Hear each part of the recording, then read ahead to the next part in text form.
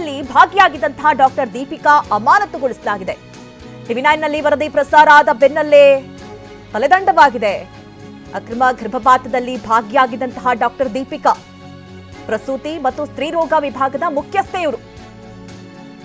ಒಂದಲ್ಲ ಎರಡಲ್ಲ ಹಲವು ಅಕ್ರಮದಲ್ಲಿ ಈಕೆ ಭಾಗಿಯಾಗಿದ್ರು ಅನ್ನೋದು ಪತ್ತೆಯಾಗಿತ್ತು. ವೈದ್ಯಕೀಯ ಶಿಕ್ಷಣ ಇಲಾಖೆ ತನಿಖೆಯಲ್ಲಿ ಅದೆಲ್ಲ ವಿಚಾರಗಳು ಕೂಡ ಬಟಾಬಯಲಾಗಿದೆ. ಎಷ್ಟೋ ಸರ್ಕಾರಿ ಆಸ್ಪತ್ರೆಗಳನ್ನ ನಾವು ನೋಡಿದ್ದೀವಿ, ಆದರೆ ಇಂತಹ ಘೋಷ ಆಸ್ಪತ್ರೆ ಇದೆಯಲ್ಲ, ಅಲ್ಲಿ ನಡೀತಾ ಇರುವಂತಹ ಅಕ್ರಮ ನಿಜಕ್ಕೂ ಖಂಡನೀಯ. ವಿನಯ್ ಈ ಬಗ್ಗೆ ಮಾಹಿತಿಯನ್ನ ಕೊಡ್ತಾ ಇದ್ರು. ವಿನಯ್, ನಾವು ಎಷ್ಟೋ ಸರ್ಕಾರಿ ಆಸ್ಪತ್ರೆಗಳನ್ನ ನೋಡಿದ್ದೀವಿ, ಎಂತೆಂಥ ವೈದ್ಯರಿದ್ದಾರೆ, ಎಷ್ಟೋ ಜೀವಗಳನ್ನ ಉಳಿಸ್ತಾ ಇದ್ದಾರೆ. ಆದರೆ ವೈದ್ಯರು ಅಂತ ಹೇಳ್ಕೊಂಡು ಈ ರೀತಿ ಜೀವ ತೆಗೆಯುವಂತ ಕೆಲಸ ಮಾಡ್ತಾರಲ್ಲ. ಸದ್ಯ ದೀಪಿಕಾ ಅವರನ್ನ ಅಮಾನತುಗೊಳಿಸಲಾಗಿದೆ ಅನ್ನುವಂಥದ್ದು. ನೆಕ್ಸ್ಟ್ ಯಾವೆಲ್ಲ ಕ್ರಮವನ್ನ ಕೈಗೊಳ್ತಾರೆ ವಿನಯ್?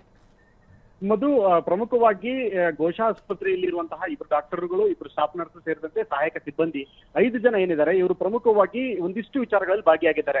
ಅಕ್ರಮವಾಗಿ UPI ಮೂಲಕ ರೋಗಿಗಳಿಂದ ಹಣ ವರ್ಗಾವಣೆ ಮಾಡಿಕೊಳ್ಳುವಂಥದ್ದು, ಜೊತೆಗೆ ಈ ಡೆಲಿವರಿ ಆಗಿರಬಹುದು, ಜೊತೆಗೆ ಆ ರೋಗಿಗಳ ಚಿಕಿತ್ಸೆಗೆ ಕೆಲವೊಂದಿಷ್ಟು ಮಾನದಂಡಗಳಿವೆ. ಆ ಮಾರ್ಗಸೂಚಿಗಳನ್ನ ಉಲ್ಲಂಘನೆ ಮಾಡಿರುತ್ತದೆ. ಅಂದ್ರೆ ಸಿಸಿರಿಯನ್ ಮಾಡಿದಂತ ಸಂದರ್ಭದಲ್ಲಿ ಅವುಗಳನ್ನ ಆಡಿಟ್ ಮಾಡ್ಬೇಕಾಗತ್ತೆ. ಯಾಕೆ ಸಿಸಿರಿಯನ್ ಹೋದ್ವಿ, ಯಾಕೆ ನಾರ್ಮಲ್ ಡೆಲಿವರಿಯನ್ನ ಮಾಡಕ್ ಆಗ್ಲಿಲ್ಲ, ಈ ವಿಚಾರಕ್ಕೆ ಸಂಬಂಧಪಟ್ಟ ಒಂದು ಆಡಿಟ್ ಅನ್ನ ಮಾಡ್ಬೇಕಾಗತ್ತೆ. ಆದ್ರೆ ಇದನ್ನ ಯಾವುದನ್ನು ಕೂಡ ಅವರು ಫಾಲೋ ಮಾಡಿದಂತಹ ಯಾವುದೇ ಕೇಸ್ಗಳಲ್ಲೂ ಕೂಡ ಅವರು ಆಡಿಟ್ ಅನ್ನ ಮಾಡಿಲ್ಲ. ಜೊತೆಗೆ 29 ವರ್ಷದ ಬಾಣಂತಿ ಸಾವಿನ ವಿಚಾರಕ್ಕೆ ಸಂಬಂಧಪಟ್ಟಂತೆ ಕೂಡ ಇವ್ರ ಮೇಲೆ ಒಂದು ಆರೋಪ ಇದೆ.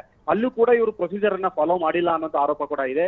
ಈ ವಿಚಾರಕ್ಕೆ ಸಂಬಂಧಪಟ್ಟ ಹಾಗೆ ಈಗಾಗಲೇ ವೈದ್ಯಕೀಯ ಶಿಕ್ಷಣ ಸಚಿವರು ಕೂಡ ಸಾಕಷ್ಟು ಸೂಚನೆಗಳನ್ನ ಕೊಟ್ಟಿದ್ದಾರೆ. ಹೀಗಾಗಿ ಪ್ರಧಾನ ಕಾರ್ಯದರ್ಶಿ ಆಗಿರುವಂತಹ ಮೊಹಮ್ಮದ್ ಮುಸಿನ್ ಅವರು ಅಮಾನತನ್ನ ಮಾಡಿ ಅವರಿಗೆ ಆದೇಶವನ್ನು ಹೊರಡಿಸಿದ್ದಾರೆ. ಇಬ್ಬರನ್ನು ಕೂಡ ಸಸ್ಪೆನ್ಷನ್ ಅಲ್ಲಿ ಇಟ್ಟಿದ್ದಾರೆ. ಜೊತೆಗೆ ಇವರು 5 ಜನರ ಮೇಲೆ ಲೀಗಲ್ ನೋಟಿಸ್ ಅನ್ನ ಕೊಟ್ಟು ವಿಚಾರಣೆಯನ್ನ ಮಾಡೋದಕ್ಕೆ ಕಾನೂನಾತ್ಮಕ ಮುಂದಿನ ಮತ್ತೊಂದು ಹಂತದಲ್ಲಿ ತನಿಖೆಯನ್ನ ಮಾಡಿ ಮ್ಯಾಜಿಸ್ಟ್ರೇಟ್ ಹಂತದಲ್ಲಿ ತನಿಖೆ ಮಾಡ್ಬೇಕಾ ಅಥವಾ ನಮ್ಮ ಎಕ್ಸ್ಪರ್ಟ್ಸ್ ಹಂತದಲ್ಲಿ ಅವರು ತನಿಖೆ ಮಾಡಿ ಕಾನೂನಾತ್ಮಕವಾಗಿ ಏನೇನೆಲ್ಲ ಕ್ರಮಗಳನ್ನ ಕೈಗೊಳ್ಬಹುದು, ಮುಂದೆ ಇದನ್ನ ಕೋರ್ಟ್ಗೆ ಕೊಡ್ಬೇಕಾ, ಈ ಎಲ್ಲ ವಿಚಾರಕ್ಕೆ ಸಂಬಂಧಪಟ್ಟಂತೆ ಮತ್ತೊಂದು ಸಮಿತಿಯನ್ನು ರಚನೆ ಮಾಡಿ ಇವರ ವಿರುದ್ಧ ಕಠಿಣ ಕ್ರಮ ಕೈಗೊಳ್ಳೋದಕ್ಕೂ ಕೂಡ ಮುಂದಾಗಿರುವಂತದ್ದು. ಓಕೆ ವಿನಯ್, ಥ್ಯಾಂಕ್ ಯು ನಿಮ್ಮೆಲ್ಲ ಡೀಟೇಲ್ಸ್ಗಾಗಿ.